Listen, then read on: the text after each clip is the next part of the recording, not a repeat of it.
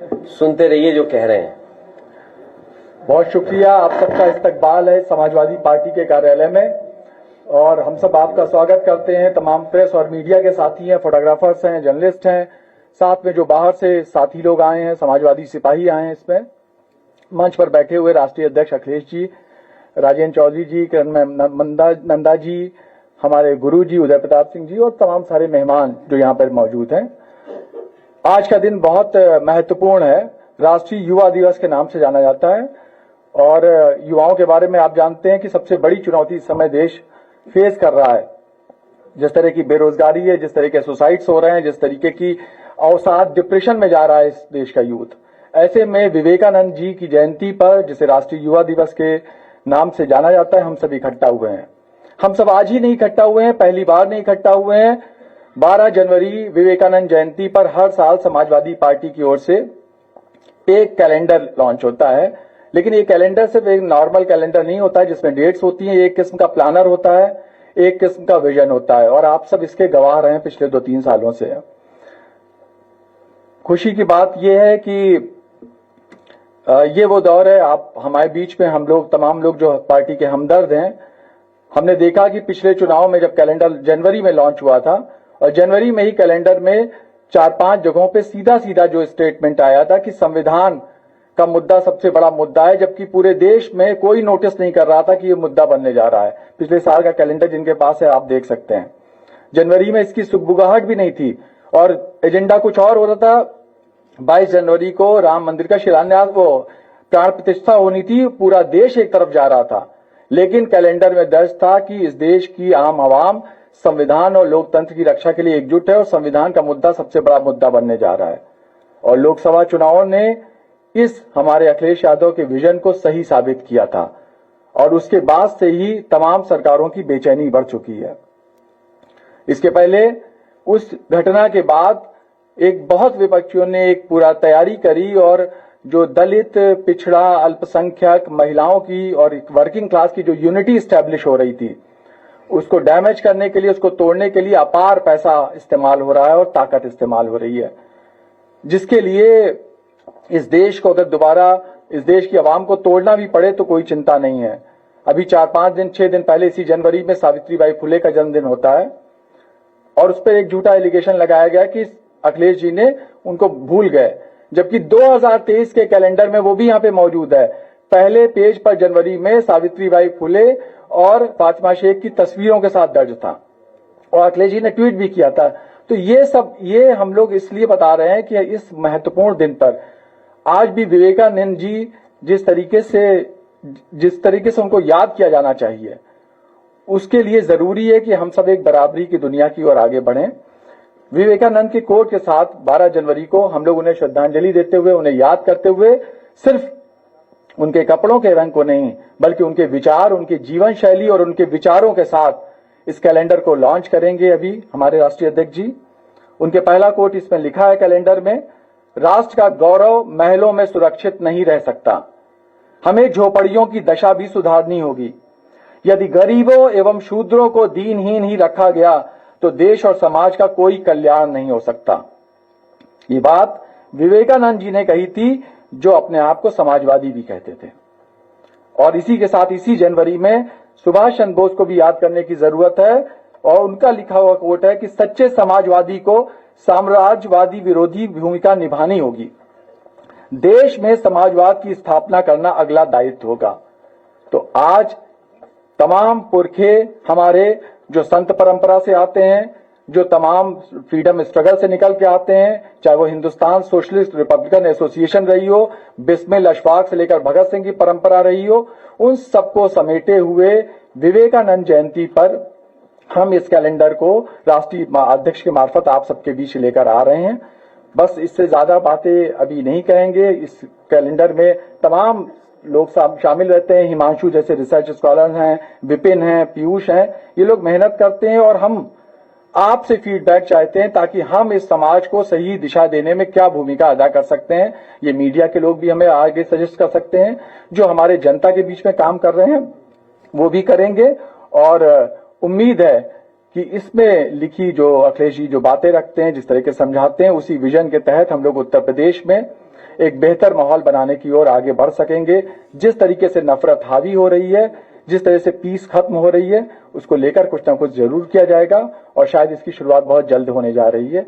मैं इन्हीं बातों के साथ आपका एक बार फिर इस्तकबाल करता हूं और सभी की ओर से मैं आशीष से रिक्वेस्ट करता हूं एक सॉन्ग चला दें और हम लोग उसके पहले विवेकानंद जी को एक नमन करते हैं, श्रद्धांजलि देते हैं, उन्हें प्रणाम करते हैं कि उनकी लेखकी क्षमता से, उनके भाषणों से हम सबको आगे की दिशा मिलती रहेगी। बहुत बहुत धन्यवाद।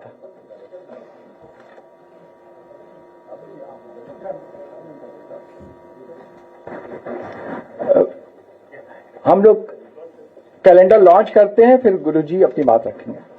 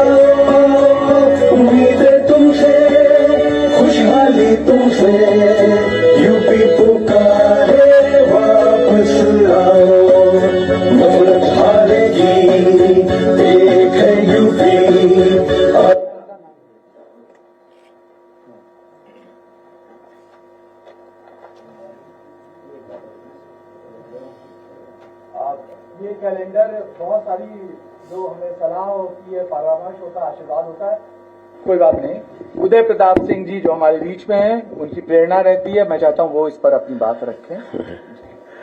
सबसे पहले तो मैं आज विवेकानंद जी का जन्मदिन है और यूथ डे के नाम से पूरे दुनिया में मनाया जाता है और उसकी सबको बधाई देता हूं।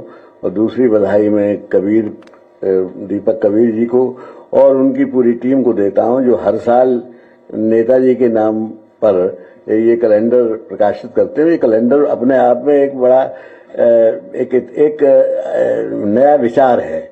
इसमें क्या करते हैं कि जो भी महीने में जो महापुरुष हुए हैं, जो समाजवादी थे या जो आम आदमी की सोचते थे, उनकी बारे में उसमें बताया जाता है। मैं समझता हूं कि विवेकानंद जी, एक जगह रोला ने जो विवेकानंद जी पर किताब लिखी है, उसमें उन्होंने कहा है कि he was the great teacher of India. Teacher तो वो कभी रहे नहीं, लेकिन टीचर से हूं मतलब था कि उन्होंने जो उपदेश दिए, जो देश के लिए संदेश भेजे, अगर उन पर चला जाता तो ये देश बहुत तरक्की कर जाता। बहुत पहले उन्होंने अपने आप को वो समाजवादी कहते थे। समाजवादी का अर्थ उस वक्त तो समाजवादी की विचारधारा, समाजवादी पार्टी तो 1948 में नाम से आए, लेकिन भगत सिंह भी अपने को समाजवादी कहते थे, नेताजी सुभाष चंद्र बोस अपने को समाजवादी कहते थे। विवेकानंद जी अपने समाजवाद का अर्थ क्या है कि जो समाज में जो प्रगति होती है, जो सत्ता है, जो संपत्ति है, जो सम्मान है, उसका बंटवारा बराबर जहां तक हो सके हो यही कहता है। ये विवेकानंद जी ने कहा। अब विवेकानंद जी ने तब कहा था कि जो पिछड़ी जातियां हैं, जो छोटी जातियां हैं, जो वंचित लोग हैं, इनको इनके अधिकार वापस कर दो, वरना ये अपने जबरदस्ती छीनेंगे, तब बड़े लोगों को तकलीफ होगी। अब जब हमने अखिलेश जी के विजन ये है कि हमने जो पीडीए बनाया उसमें हम सब जितने भी सवर्ण लोग हैं उनका सम्मान करते हैं। आदर ऐसी चीज नहीं है कि उनको दे दिया तो अब बाकी के लिए नहीं बचा, लेकिन जो जिनको सम्मान नहीं मिला है उनको भी सम्मान मिलना चाहिए। इसमें उनका बड़े लोगों का कोई असम्मान नहीं है। और मैं तो हमेशा कहा करता हूं कि संविधान सभा में कितने लोग पिछड़े थे, कितने लोग दलित थे।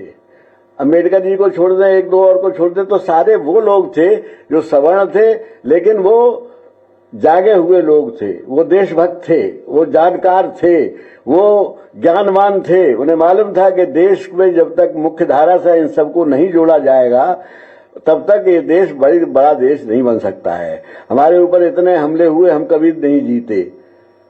क्यों नहीं जीते? क्योंकि सबको अधिकार बराबर नहीं थे। ये बातें विवेकानंद जी ने भी कही हैं। विवेकानंद जी ने एक स्पीच दी थी, शिकागो में दी थी, वो तो अलग थी ही। उसमें तो उन्होंने कहा था पहले कि हिंदू धर्म से ज्यादा उदार धर्म कोई है जिसमें सबको समाहित करने का, सबको साथ लेके चलने का। जब उन्होंने पहला ये कहा my brothers and sisters of America, तो इतनी तालियां बजी। क्यों बजी? क्योंकि उसमें वो मैसेज था वसुधैव कुटुंबकम वाला। तो मैं ज्यादा नहीं बोलूंगा, मैं सिर्फ इतना चाहता हूं कि यूथ डे के रूप में आज हमारे देश का जो यूथ है वो सबसे ज्यादा निराशा में है, सबसे ज्यादा बेरोजगार है, सबसे ज्यादा संघर्षरत है। ऐसे में विवेकानंद जी ने ये कहा था कि कोशिशें बराबर जारी रहनी चाहिए, नाकामियों के बावजूद। कामयाबी का इससे बड़ा और कोई मंत्र नहीं है। वही मंत्र मैं दोहरा के आप सब लोगों से कहता हूं कि अपनी कोशिशें जारी रखिए, और ये कामयाबी का सबसे बड़ा मंत्र है। चाहे नाकामी कितनी मिले, लेकिन कोशिशें जारी रहनी चाहिए। इन्हीं शब्दों के साथ मैं विवेकानंद जी को श्रद्धांजलि देता हूं। आप सब लोगों का बहुत बहुत आभार प्रकट करता हूं, और एक बार फिर दीपक कबीर जी को और उनकी टीम को बधाई देता हूं। और हमारे अध्यक्ष जी को मैं इनके विजन की तारीफ करता हूं कि जो बात विवेकानंद जी ने तब कहा था वो आज उन्होंने अपने पीडीए के माध्यम से पूरे देश को संदेश देने की कष्ट किया। बहुत धन्यवाद।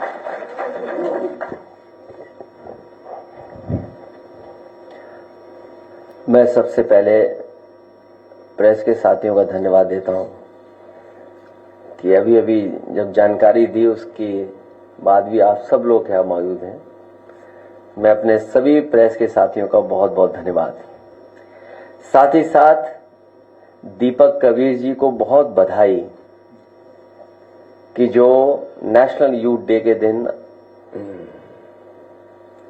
न केवल हम सबको यहां पर इकट्ठा करते हैं, बल्कि स्वामी विवेकानंद जी को याद भी करते हैं।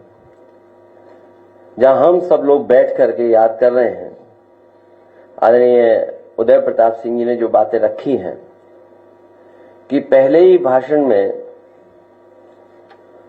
जो उन्होंने बात स्वामी विवेकानंद जी ने कहा कि हम उस देश से आते हैं जिस देश ने हमें सिखाया है कि टॉलरेंस क्या है, यूनिवर्सल एक्सेप्टेंस क्या है। हमारा समाज, हमारा धर्म हमें टॉलरेंस सिखाता है, वहीं यूनिवर्सल एक्सेप्टेंस है। अगर कोई भी धर्म का यहां आया, किसी भी विचार को लेकर आया, भारत के लोगों ने उसे एक्सेप्ट कर लिया। अगर उनके जीवन के बारे में जो हम लोग पढ़ते हैं, जहां आज ही की तारीख में उनका जन्म हुआ था 1863 में,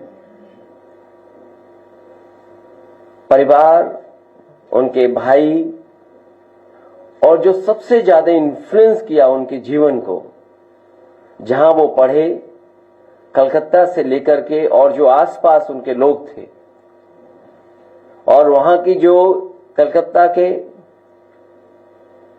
जिस इंस्टीट्यूशन में पढ़े वहां से इन्फ्लुएंस हुए। रामकृष्ण परमहंस उनके शिष्य बनकर के भारत का परिचय दुनिया में उन्होंने सबसे पहले दिया। इतना परिचय भारत का उस समय पर किसी और लीडर ने नहीं दिया होगा, किसी और स्वामी या संत गुरु ने नहीं दिया होगा जो स्वामी विवेकानंद जी ने दिया। आज भी हम उनके जो कोट हैं, उनकी जो बातें हैं, वो न केवल हम लोगों को रास्ता दिखाती हैं बल्कि प्रेरणा भी वहां से मिलती है। और आज के यूथ को जरूरी है उन बातों को समझना, जहां इतनी ज्यादा इंफॉर्मेशन ट्रैवल कर रही है, जहां सरकारें कुछ चीजों को बार बार थोपने की कोशिश कर रही हैं। तब हम समझते हैं कि स्वामी विवेकानंद जी के बारे में जानना, उनके बारे में पढ़ना, उनकी कही हुई बातों को अपने जीवन में लागू करना, उन बातों पर चलना शायद सबसे बड़ी याद करने के लिए उनके रहेगी। यही श्रद्धांजलि होगी, उनको यही याद करने का मौका है जहां हम उनकी बातों को याद करें और उनको अमल करने का काम करें। मैं एक बार फिर दीपक कबीर जी को धन्यवाद देता हूं, उनके साथियों को, कि हर वर्ष इसी तरीके से आप यहां पर विवेकानंद जी को याद करते हैं और उनके कामों को, कोट्स को अपने कैलेंडर में शामिल करते हैं, जिससे कि लोग उनके बारे में जानें, लोगों तक बात पहुंचे। ये भी इनकी 3 दिन करेंगे। मैं इसके साथ साथ जो एक कार्यक्रम ये चलाना चाहते हैं, समाजवादी नागरिक सोशलिस्ट सोसाइटी फेस्टिवल, उसके लिए भी बधाई देता हूं। हम लोग बैठ करके कार्यक्रम तय कर लेंगे। जहां समाजवादी पार्टी पीडीए का कार्यक्रम कर रही है, वहीं इस कार्यक्रम को भी कैसे शामिल किया जाए और कैसे हम अपनी विचारधारा को, अपने कार्यक्रमों को, अपनी सोच को जनता के बीच में ले जा सकें। आज हम जब विवेकानंद जी को याद कर रहे हैं, हमें उम्मीद है कि उनके कही हुई बातों को हमेशा हम लोग दिल और दिमाग में रखेंगे। जहां उन्होंने कहा कि धर्म से ज्यादा हमें रोटी की जरूरत है देश के लोगों को, और जो गरीब हैं उनको धार्मिक बातें समझाना शायद गलत होगा आज के समय में। कन्नौज में बनने से पहले ढाई गए काफी जो है लोग पिछले दिनों जो आपके सहयोगी दल है विद्यालय के, उसके जिस तरह से बयान आ रहे हैं, जिसमें फारूक अब्दुल्ला साहब है, संजय राव साहब है, इन लोगों के जो बयान आ रहे हैं, क्या ये लग रहा है कि विद्यालय टूटा है? मैं कन्नौज में जो घटना हुई है, हम और आप लोग रेलवे स्टेशन को अगर देखें तो जो अंग्रेजों के जमाने के बने हैं वो आज भी वैसे ही के वैसे मजबूत दिखाई दे रहे हैं। आज भी उनमें कुछ बिगड़ा नहीं है। अगर हम उन्हीं स्टेशनों को आज के समय की परिस्थितियों के हिसाब से रिस्टोर कर दें तो शायद और अच्छे हमारे रेलवे स्टेशन दिखेंगे। जो कन्नौज में रेलवे स्टेशन या उसकी शटरिंग या जो बनते समय चीजें गिरी हैं, जिसकी वजह से बड़े पैमाने पर मजदूर दबे, भगवान की कृपा है कि किसी की अभी तक जान नहीं गई है। हमें उम्मीद है कि सरकार पूरा इलाज कराएगी। उन परिवारों की मदद की घोषणा की है, कम की है, और करनी चाहिए।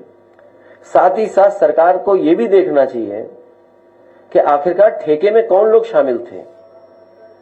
ये उत्तर प्रदेश में नई संस्कृति शुरू हुई है जहां ठेके को आउटसोर्स और फिर आउटसोर्स और फिर बीजेपी के नेताओं का दबाव। तो जहां ठेकेदार अपना प्रॉफिट के लिए किन किन चीजों से कंप्रोमाइज कर रहा है और जिन मानकों को और जिस सेफ्टी के साथ हमें काम करना चाहिए, हम वो सेफ्टी भी मजदूरों को नहीं दे पा रहे हैं, जिसकी वजह से घटनाएं हो रही हैं। कन्नौज में जो रेलवे स्टेशन पे कार्य हुआ है और जो गिरा है, किसी न किसी बड़ी संस्था के स्ट्रक्चर इंजीनियर से पुनः जांच होनी चाहिए और एक स्ट्रक्चर इंजीनियर के निगरानी में ही आगे काम हो, क्योंकि सुनने में ही आ रहा है जो क्वालिटी सीमेंट की, जो क्वालिटी सरिया की, जो क्वालिटी होनी चाहिए थी वो नहीं है। दिखने में छोटा दिख रहा है ठेका, लेकिन सब कामों को मिला लोगे तो न जाने कितना बड़ा ठेका था। ठेके को तोड़ तोड़ करके छोटा बनाना, उसमें खेल करना, ये बीजेपी की नई संस्कृति है। भ्रष्टाचार इतना कभी नहीं हुआ होगा जितना इनकी सरकार में भ्रष्टाचार हो रहा है।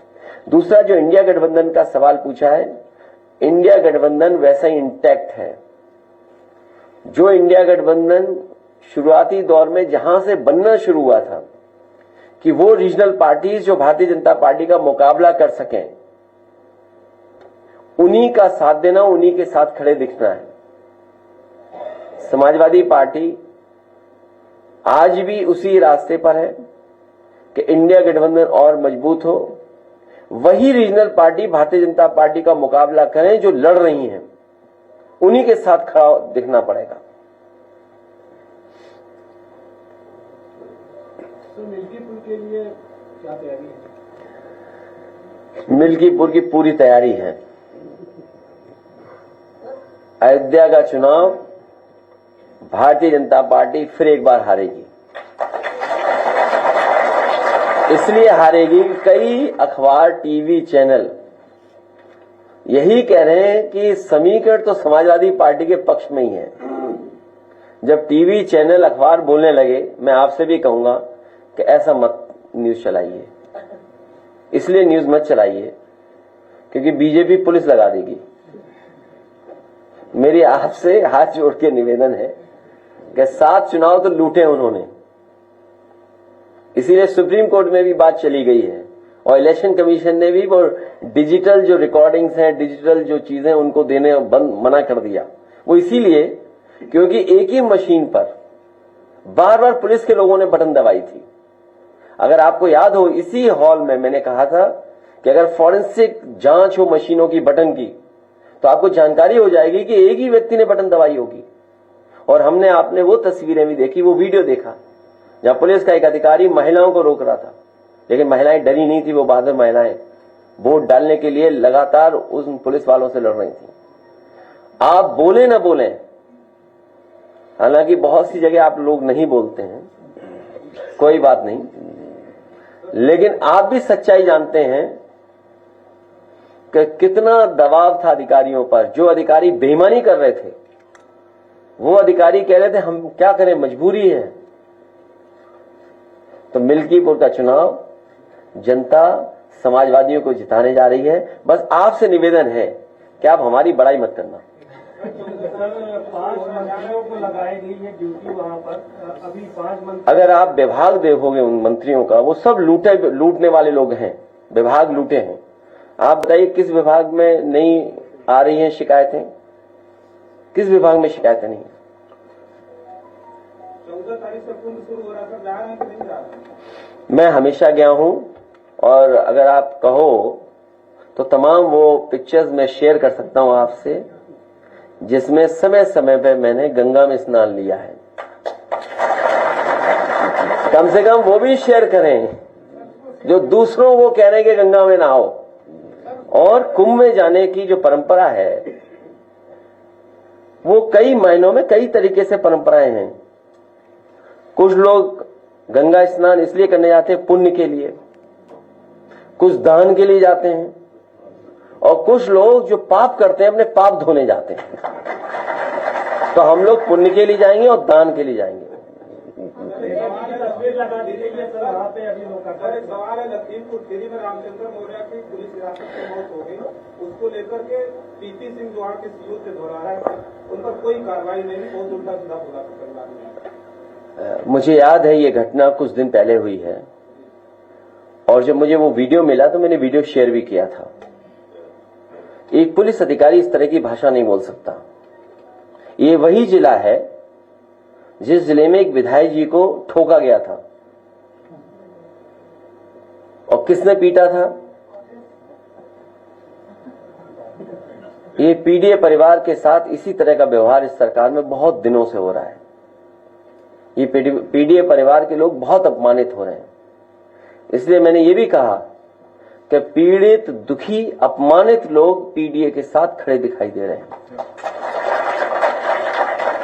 जो मौर्या के साथ घटना हुई है पुलिस की वजह से हुई है, और ऐसे अधिकारियों को अगर दंडित नहीं करती है सरकार, तो इसका मतलब सरकार जातिवादी है और सरकार जातिवादी को बढ़ावा दे रही है। क्योंकि इस तरह की भाषा इस्तेमाल करने के बाद भी अगर कोई कार्रवाई नहीं हो रही है, इसका मतलब है भारतीय जनता पार्टी, उनकी सरकार में बैठे हुए लोग जातिवाद को बढ़ावा दे रहे हैं। अखिलेश जी, अगर मिल्कीपुर में भी कुंदरकी और रामपुर की तरह गन पॉइंट पे वोटर्स को रोका गया तो उसके लिए क्या तैयारी है? ये सवाल बड़ा है। हम अपने कार्यकर्ताओं से कहेंगे कि अपने मन में ये बात रखें और उस समय जो फैसला ले सकते हैं फैसला लीजिए। तो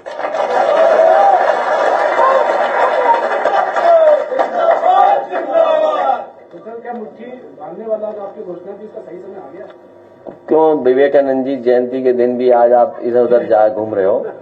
स्वामी विवेकानंद जी के बारे में आप भी पढ़े, हम भी पढ़े, आप भी उनकी अच्छी बातों को माने, हम लोग भी उनकी अच्छी बातों को माने।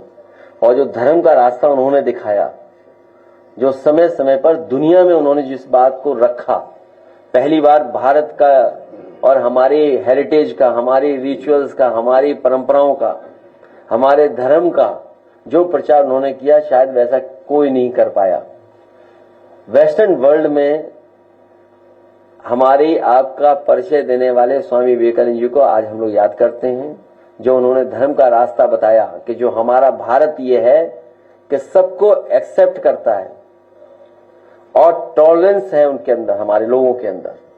लेकिन आज के लोगों को देखें, टॉलरेंस नाम की कोई चीज ही नहीं उनके अंदर, और एक्सेप्टेंस तो भूल जाइए, किसी चीज को एक्सेप्ट ही नहीं कर सकते। अगर कहीं कमी भी है वो भी एक्सेप्ट नहीं कर सकते। हेलो गाइस, अगर आपको हमारे वीडियो पसंद आते हैं तो ज्यादा से ज्यादा हमारे वीडियो को शेयर कीजिए, चैनल को सब्सक्राइब कीजिए, बेल आइकन को अवश्य दबाइए, जिससे हमारे लेटेस्ट अपडेट आप तक आसानी से पहुंच सके।